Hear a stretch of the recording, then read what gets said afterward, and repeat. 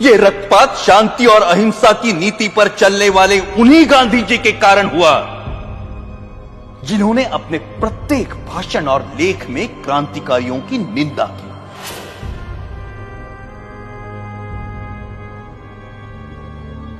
जब गांधी जी के प्रचंड विरोध के बावजूद भी मार्च 1931 के वार्षिक अधिवेशन में कांग्रेस ने भगत सिंह के साहस की प्रशंसा में प्रस्ताव पारित किया, तब गांधी जी अपनी इस पराजय को नहीं भूले और कुछ महीने भीतर जब मुंबई के गवर्नर पर गोली चली तो गांधी जी ने उसका कारण भगत सिंह की प्रशंसा में पारित इस प्रस्ताव को ही बताया।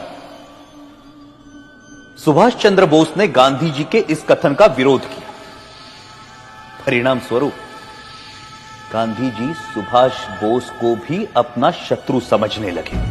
Our struggle is no doubt a non-violent struggle, but even a non-violent struggle demands an army, an organization, and a machinery.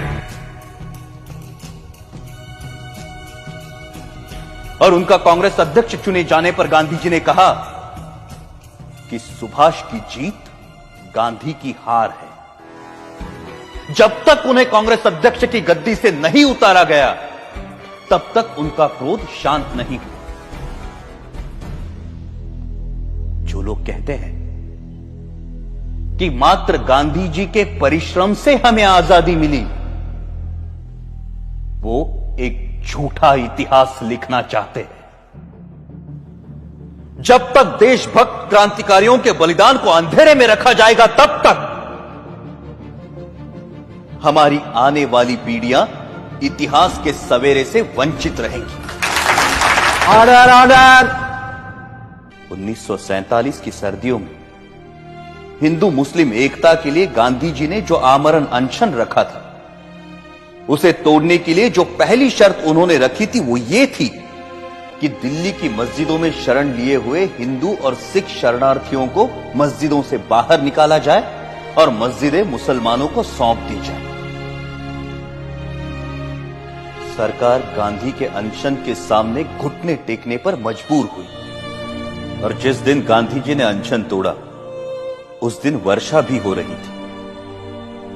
उस असाधारण सर्दी में अच्छे घरों में रहने वाले लोग भी कांप रहे थे, परंतु उन निराश्रितों के ठिठुरते हुए कुटुंब के कुटुंब मस्जिदों से बलपूर्वक बाहर निकाले गए।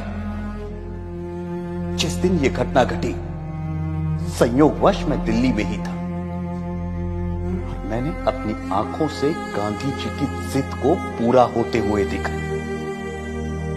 कड़ाके की सर्दी और वर्षा में कपकपाते हुए वो लोग बिरला हाउस पहुंचे। वहां उन्होंने नारे लगाए, गांधी जी हमें शरण दो, गांधी जी हमें शरण दो। परंतु उस भव्य भवन में रह रहे गांधी जी तक उन निराश्रितों की पुकार नहीं पहुंची। यह मर्मस्पर्शी दृश्य जिसे देखकर कठोर से कठोर मनुष्य का हृदय भी द्रवित हो जाए, मैंने स्वयं अपनी आंखों से देखा है। क्या उन निराश्रितों ने अपनी मर्जी से उन मस्जिदों में डेरे डाले थे? क्या गांधी जी को उन विषम परिस्थितियों की कल्पना नहीं थी जिनसे बाध्य होकर वो बदनसीब उन मस्जिदों में शरण लेने को मजबूर हुए थे? यदि उन मस्जिदों को खाली कराया जाना उचित था तो पाकिस्तान के मंदिर खाली कराकर हिंदुओं को सौंपने की मांग गांधी जी ने क्यों नहीं रखी? यदि वो ऐसा करते तभी यह सिद्ध होता कि गांधी जी निष्पक्षता से हिंदू मुस्लिम एकता के इच्छुक थे। परंतु गांधी जी ने पाकिस्तान और वहां के मुसलमानों के सामने अपना अनशन खोलने के लिए एक भी शर्त नहीं रखी, क्योंकि अपने अनुभव से उन्हें मालूम था कि उनके अनशन का जिन्ना और उनके अनुयायियों पर कोई असर नहीं पड़ता। गांधी जी ने अपने अनशन से भारत सरकार द्वारा पाकिस्तान सरकार को 55 करोड़ रुपए ना देने के निर्णय को भी पलटवाया, जबकि उन्हें भली भांति पता था कि इस रकम का प्रयोग पाकिस्तान भारत के विरुद्ध चल रहे युद्ध में अपनी विजय के लिए करेगा। वो अनेकों बार जिन्ना से मिलने गए और सदा उन्हें जिन्ना भाई अथवा कायदे आजम कहकर संबोधित किया। लेकिन एक भी ऐसा अवसर नहीं आया जब जिन्ना ने उनसे सहयोग की इच्छा प्रकट की हो। गांधी जी की जिस आध्यात्मिक शक्ति और अहिंसा की महिमा का सब जय जयकार करते हैं, वो जिन्ना की दृढ़ता के सामने नपुंसक सिद्ध हुई। जब गांधी जी को यह दिखाई दे चुका था कि वो अपनी आध्यात्मिक शक्ति से जिन्ना को प्रभावित नहीं कर सकते, तो उन्हें अपनी नीति का पुनर्मूल्यांकन करते हुए किसी दूसरे नेता को जिन्ना और मुस्लिम लीग से निपटने का कार्य सौंप देना चाहिए था। परंतु व्यक्तिगत महत्वाकांक्षा राष्ट्रहित पर इतनी भारी पड़ी कि राष्ट्र के दो टुकड़े हो गए।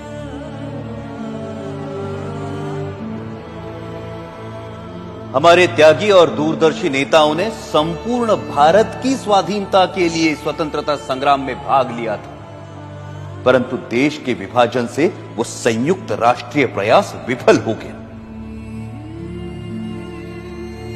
जिन देशभक्त क्रांतिकारियों ने हंसते हंसते फांसी के फंदों को गले से लगाया था, आजीवन कारावास अथवा देश से निर्वासित होने की यातनाएं भोगी थी, क्या उन्होंने इसी विभाजित देश के लिए अपने जीवन दांव पर लगाए थे?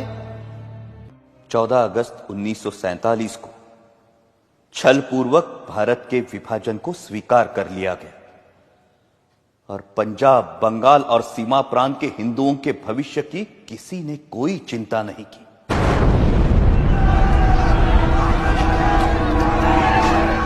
करोड़ों हिंदुओं को मुसलमानों की दया पर छोड़कर गांधी जी कहते रहे कि हिंदुओं को पाकिस्तान छोड़कर भारत पलायन नहीं करना चाहिए।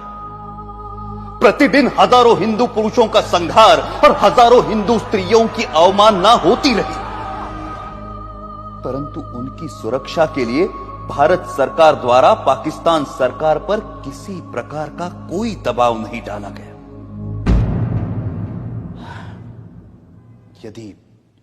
यदि समाचार पत्र पाकिस्तान में हिंदुओं पर हो रहे अत्याचार के संबंध में कुछ लिख देते हैं, तो उसका अर्थ यह लिया जाता है कि समाचार पत्र हिंदू और मुसलमानों में मतभेद फैलाने का काम कर रहे हैं और उन पर प्रेस इमरजेंसी एक्ट की धाराएं लागू कर दी जाती हैं। पाकिस्तान में हिंदुओं पर हो रहे अत्याचारों के विषय में गांधी जी ने कभी एक शब्द भी नहीं कहा।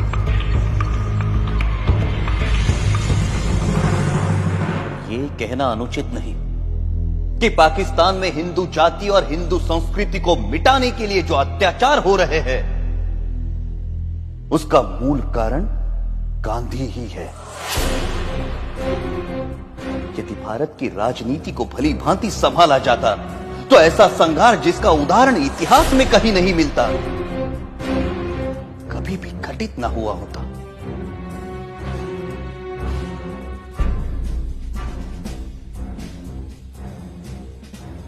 गांधी जी सदा सत्य और अहिंसा के नारे लगवाते रहे। कोई भी समझदार व्यक्ति इन नारों को पूरा नहीं कह सकता, परंतु यह आशा करना कि जीवन सदैव ऐसे उच्च आदर्शों के अनुसार चलेगा, एक दिवा स्वप्न है। वास्तव मुझे स्पष्ट दिखाई देता था कि यदि मैंने गांधी जी का वध किया, मैं जड़ मूल से नष्ट कर दिया जाऊंगा। लोग मुझसे घृणा करेंगे और जो सम्मान मुझे प्राणों से भी प्रिय है, वो नष्ट हो जाएगा। मैं अवश्य मरूंगा, परंतु देश अमर होगा। मुझे स्पष्ट दिखाई देता था कि यदि मैंने गांधी जी का वध किया, मैं जड़ मूल से नष्ट कर दिया जाऊंगा। लोग मुझसे घृणा करेंगे और जो सम्मान मुझे प्राणों से भी प्रिय है, वो नष्ट हो जाएगा। परंतु मुझे यह भी दिखाई देता था कि भारत की राजनीति से गांधी जी के प्रस्थान से ही भारत का भाग्योदय होगा और देश एक महाशक्ति बनकर उभरेगा। मैं अवश्य मरूंगा, परंतु देश अमर होगा। मुझे गालियां मिलेंगी, परंतु विश्व में भारत का नाम होगा। और यही सोचकर मैंने गांधी जी का वध करने का निर्णय लिया और अपना यह निर्णय किसी को नहीं बताया। अंततः 30 जनवरी 1948 को मुझे मेरा निर्णय साकार करने में सफलता मिली। यदि देशभक्ति पाप है तो मैं मानता हूं मैं पापी हूं, और यदि देशभक्ति प्रशंसनीय है तो मैं स्वयं को उस प्रशंसा का अधिकारी मानता हूं। मेरे जीवन का अंत तो तभी हो गया था जब मैंने गांधी जी पर गोली चलाई थी। उसके पश्चात तो मैं एक अनासक जीवन बिता रहा हूं और मुझे अपने कृत्य पर कोई पश्चाताप नहीं है। गांधी जी ने इस देश के प्रति जो योगदान दिया है उसके लिए मैं उनका आदर करता हूं, और इसीलिए उन पर गोली चलाने से पहले मैं उनके सामने नतमस्तक हुआ था।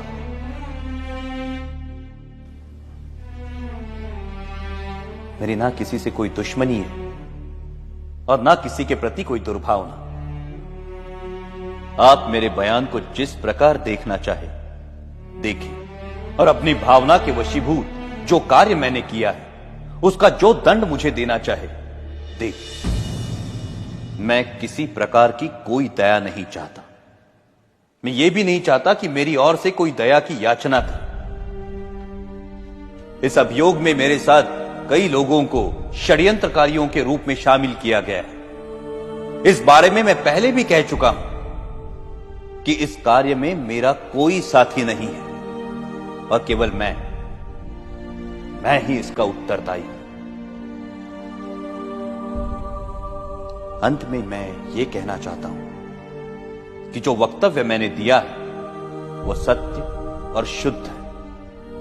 इसमें प्रस्तुत प्रत्येक बात संदर्भ ग्रंथों को देखकर तैयार की गई है। मैंने ये लंबा वक्तव्य इसलिए नहीं दिया कि लोग मेरे कार्य को सराहें, बल्कि इसलिए दिया है कि लोग मेरे विचारों को भली भांति जान जाएं और किसी के मस्तिष्क में कोई भ्रांत धारणा न रहे। भगवान करे हमारा देश फिर अखंड हो और भारतीय उन विचारों का त्याग करे जो अत्याचारी के आगे झुकने की प्रेरणा देते हैं। यह सत्य है कि मैंने सैकड़ों लोगों के बीच दिन के समय गांधी जी पर गोलियां चलाई, परंतु मैंने भागने का प्रयत्न नहीं किया और ना ही स्वयं पर गोली चलाई। मैंने कानून के सामने आत्मसमर्पण किया, क्योंकि मैं अपने विचारों को खुली अदालत में प्रकट करना चाहता था। आलोचनाओं के बावजूद मैंने जो कृत्य किया है उसके नैतिक पक्ष पर मेरी आत्मा कभी भी विचलित नहीं हुई, और मुझे किंचित भी संदेह नहीं कि सच्चाई और ईमानदारी से इतिहास के इस अध्याय को जब इतिहासकार लिखेंगे तो वो मेरे कार्यों और उसके परिणाम का सही मूल्यांकन करेंगे। मेरा वक्तव्य अब समाप्त हो चुका है। आपने इसे ध्यान से सुना और सुविधाएं दी, उसके लिए मैं आपका कृतज्ञ हूं। जिन्होंने मुझे इस अभियोग में कानूनी सहायता दी और इस अभियोग से संबंधित पुलिस अफसरों का भी मैं कृतज्ञ हूं। जेल के अफसरों को भी सद्व्यवहार के लिए धन्यवाद। अखंड भारत अमर रहे।